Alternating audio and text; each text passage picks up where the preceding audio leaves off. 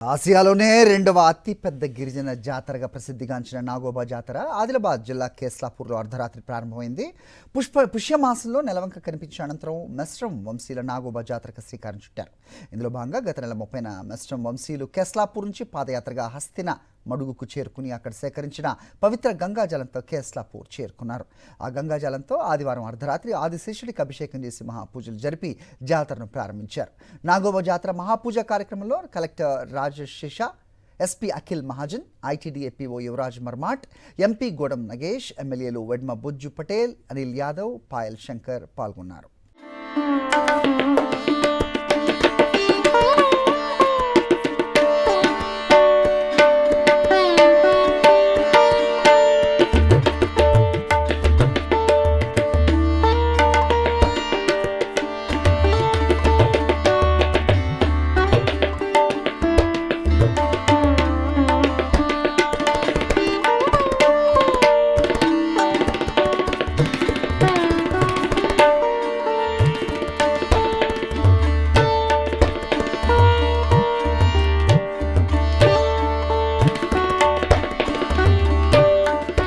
నాగోబా మహాపూజతో ఆదివారం అర్ధరాత్రి ప్రారంభమైన జాతర ఈ నెల 23 వరకు కొనసాగనుంది. జాతరలో భాగంగా 20న పర్సపెయిన్ అలాగే బాన్పెయిన్ పూజలు, 22న నాగోబా దర్బార్ నిర్వహించనున్నారు. 23న బేతాల్ పూజ, మండగా జాలింగ్ పూజలతో నాగోబా జాతర ముగుస్తుంది. జాతరకు భారీ సంఖ్యలో భక్తులు తరలివచ్చే అవకాశం ఉండటంతో ఎలాంటి ఇబ్బందులు తలెత్తకుండా ఆఫీసర్లు అన్ని ఏర్పాట్లు పూర్తి చేశారు.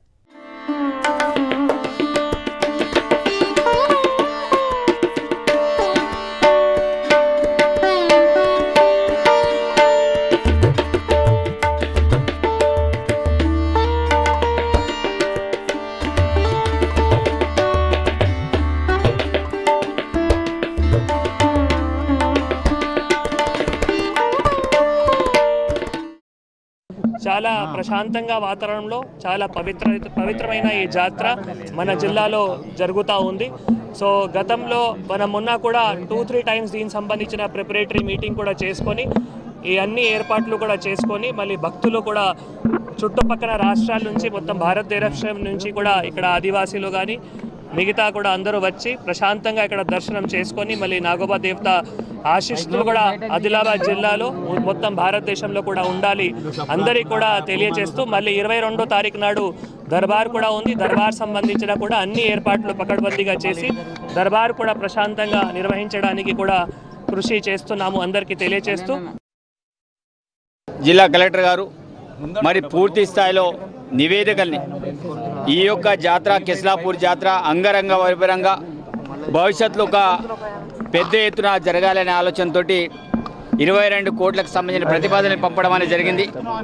ఈ విషయంలో గౌరవ ముఖ్యమంత్రి గారు నిన్న కాదు మొన్న నిర్మల్లో మీటింగ్ జరిగినప్పుడు చాలా స్పష్టంగా చెప్పడం అనేది జరిగింది. ఆసియాఖండంలోని అతిపెద్ద జాతర సమ్మక్క జాతర అయితే రెండవ జాతర కేస్లాపూర్. సమ్మక్క జాతరకి ఎట్లయితే నిధుల్ని కేటాయించామో అదే రకంగా ఈ జాతరకు కూడా 22 కోట్లు కేటాయిస్తామని చెప్పడం అనేది జరిగింది.